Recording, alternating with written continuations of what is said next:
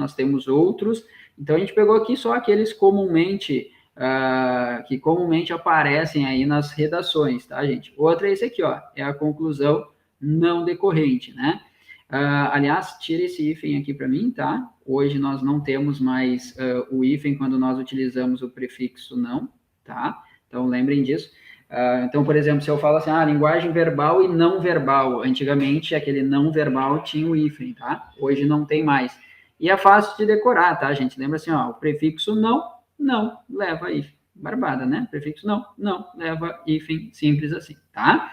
Então, ó, conclusão não decorrente. O que é esse vício? Vamos lá, ó. Esse vício é decorrente, na maioria das vezes, da precipitação de quem força o estabelecimento de relações de implicação, tá? Que o bom senso acusa que não existem. Por exemplo, vincular o mérito de alguém passar no vestibular somente por ser simpático, né? Bom, obviamente, né? Tá? Então, o João, né? Tá? Um cara querido, legal, bacana, sendo assim, passou no vestibular.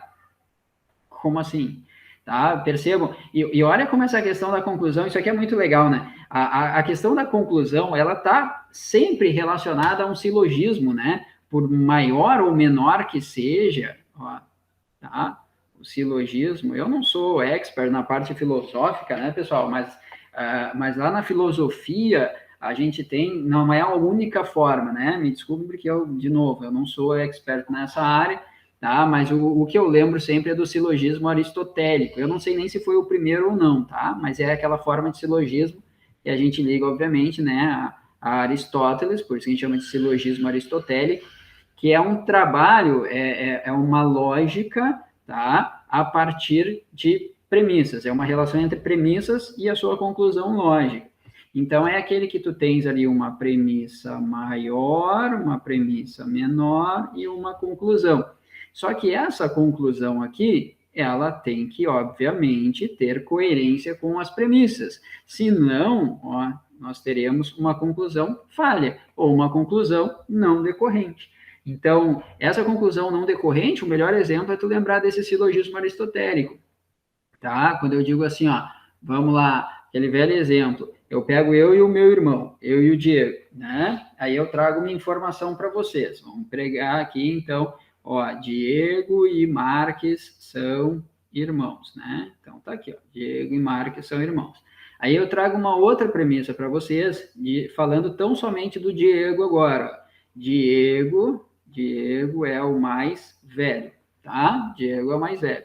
Então, eu tenho uma premissa que envolve o Diego e o Marques, tá? Então, eu digo Diego e Marques são irmãos. Eu tenho uma segunda premissa falando um pouquinho só do Diego, tá? E percebam, olha, por isso que a gente chama isso aqui de lógica, né? Porque eu consigo chegar a uma determinada dedução, a uma conclusão, sem precisar escrever ali para vocês. Vocês já conseguem chegar. Porque se eu digo assim, ó, Diego e Marques são irmãos, Diego é o mais velho, a conclusão decorrente disso seria o quê? Que o Marques é o mais novo. Ponto. Aqui. Agora, se eu fizesse, né, numa tentativa de silogismo aqui, né, tivesse assim, Diego e Marques são irmãos, Diego é o mais velho, logo Diego é legal, ou logo Diego é bacana. Por quê? Porque eu acho o mais velho sempre mais bacana. Não viaja, tá? A gente tem que partir daquelas informações que são trazidas ali. Só, mas como é que a gente faz isso num texto? A gente faz essa conclusão não decorrente, tá? Quando daqui a pouco, vamos lá, eu tenho que trazer, eu estabeleci uma determinada tese, tá? E aí, a minha determinada tese, como, né, a gente já falou, comumente é uma tese acerca de uma problemática, né? A partir de uma situação problema, tá? Aliás, essa parte de situação problema, as pessoas nem sabem disso, né? Mas por que que o Enem trabalha tanto com essa coisa de situação problema? Porque isso aí está lá na BNCC, né, pessoal? Na Base Nacional Comum Curricular, a BNCC que traz, né? Tá? A BNCC traz essa questão lá nas competências gerais, uma delas é a pessoa aprender a resolver um problema e aprender a intervir nesse problema, né? Ou seja, propor uma possível solução, tá? Então, de novo, ela tem 500 falhas, 500 problemas aí, mas ela tem muita coisa bem legal. E aí, obviamente, o Enem, de uma certa forma, replica isso lá na competência 5, né? Quando ele diz que a gente tem que trazer uma proposta de intervenção e tal. Bom, mas vamos voltar para a conclusão não decorrente, tá? É que eu citei de novo a proposta de intervenção porque é a forma de conclusão do Enem. Então, eu estabeleci uma tese, tá? Que para esse problema aqui, ó, esse problema parte de dois vieses, o viés A e o viés B, tá? Então, daqui a pouco eu posso trazer uma relação de causa e uma relação de resultado, de consequência. Ou daqui a pouco, né, eu quero só em A ali trabalhar causa e consequência e B trabalhar com aspectos históricos desse problema. Enfim, tá? Isso aí a gente trabalha lá na argumentação, né? Aí o que que acontece, pessoal, tá? Vamos lá, eu desenvolvo bem, lá no desenvolvimento 1, de repente eu começo a falar de A, no desenvolvimento 2 eu começo a falar de B, tá? E aí, lá na conclusão, eu trago uma proposta para solucionar. Vamos imaginar o seguinte, tá? Vamos imaginar que o nosso problema aqui seja a violência doméstica, tá? Violência doméstica. E aí eu trago a solução, tá? Vou fazer uma coisa bem. Eu sei que vocês não fariam isso, tá? Mas é para chamar bem a atenção. Eu coloco aqui intolerância religiosa. Aí o cara vai dizer assim para mim: ah, ô Sor, mas o cara não faria isso. Gente, pior que fazem. Mas tá, vamos lá. Ou daqui a pouco ele fala de solucionar a violência. Olha só. Esse aqui é o famoso tangenciar, né? Isso aqui, porque olha só, eu estou falando de um tipo específico de violência. Aquilo ali não vai solucionar o problema de toda a violência. Eu quero uma possível solução só para um tipo específico de violência. Então, essa conclusão seria uma conclusão que a gente chama de não decorrente. A intolerância religiosa, pior ainda, né? Pô, tu tá falando de violência doméstica, daqui a pouco, não que a intolerância religiosa não seja um tipo de violência, né? É, tá? Mas seria ainda pior, né? Tá? Então, seria também uma conclusão não decorrente, ou seja, não há esse caminho aí do silogismo, né? Eu não peguei as premissas ali e, a partir daquelas premissas, trouxe uma conclusão para aquilo que eu estou trabalhando nas minhas premissas, que na nossa redação são os parágrafos de desenvolvimento, tá? Então, tomem cuidado, eu sei que assim, ó, claro, aquele exemplo ali é um exemplo para chamar bem a atenção de vocês, é um exemplo bem esdrúxulo, a gente não vai vincular o mérito de alguém passar num vestibular. Vamos pegar um vestibular super concorrido, medicina.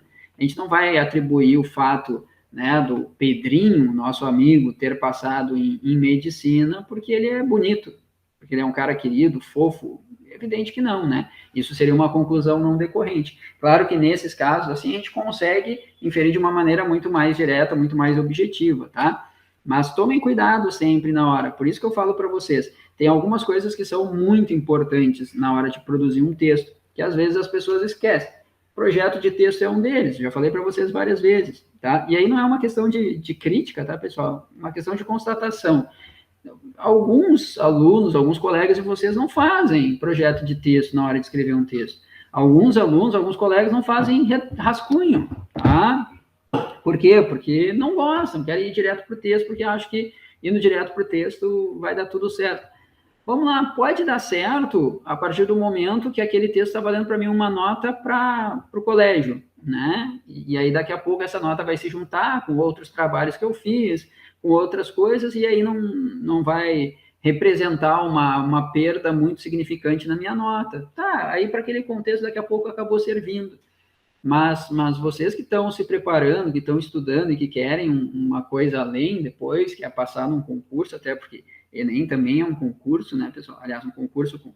Esse ano, 3 milhões e pouquinho de pessoas, né? Tá, mas comumente 6 milhões de pessoas, né? Então, imagina, tá? Ou o cara vai fazer um concurso depois, mas lembra, senhor, eu vou fazer direito.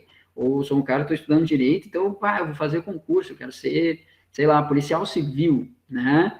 Que tem algumas provas e concurso, tem redação também, aliás, muitas, né? Polícia normalmente tem redação, tá? Polícia Federal, né? Bom, dentro da área do direito nem se fala, o cara depois vai querer ser, né? Advogado, ele vai querer tirar a OAB, ele vai ter uma segunda fase da OAB, que vai ser a prova dissertativa, e o cara vai ter que escrever uma peça. Então, isso aqui vai acompanhar vocês ad eterno, tá? Então, eu acho legal que a gente pense assim, ó, o dia que eu tiver que fazer um texto para uma prova, eu tenho que começar pelo meu projeto de texto, depois o meu rascunho, eu vou para o texto e depois eu releio o meu rascunho. Por isso que é importante prática. Eu tenho que praticar até para que eu consiga colocar tudo isso num tempo hábil, né? Daqui a pouco eu vou ter 1 hora ali, ou 1h20 para fazer a minha redação, tá? Então, eu tenho que calcular todos esses passos. E como é que eu consigo calcular isso? Treinando em casa, praticando, deixando um cronômetro ali bonitinho, vendo, olha só, eu tenho que diminuir o projeto de texto, estou demorando muito tempo para fazer o meu brainstorm ali. Não, vamos diminuir isso aqui. Eu preciso de mais tempo nos desenvolvimentos, tá? Então, a minha introdução e a minha conclusão tem que ser rápidas, sabe? Mas isso a gente só pega com prática, a gente só pega, né, lendo, escrevendo, lendo, escrevendo, lendo, escrevendo, lendo, escrevendo, né, pessoal? Não adianta. É aquela velha história, né, que os professores de literatura, os grandes literários, professores aí de universidade que trabalham nessa área de produção de texto, de literatura, enfim, falam, não adianta. É muito pouco provável, eu diria até impossível, né? Eu, pelo menos, a grosso modo, diria que é impossível, mas é muito pouco provável que a gente pegue um escritor que não gosta de ler, tá? Não é nem a questão de gostar, que não leia, tá? Também eu nunca vi um escritor dizer para mim que não gosta de ler, mas daqui a pouco o cara pode dizer, não gosto de ler, mas eu leio, tá? E aí a gente sabe que a leitura é um negócio extremamente importante, né?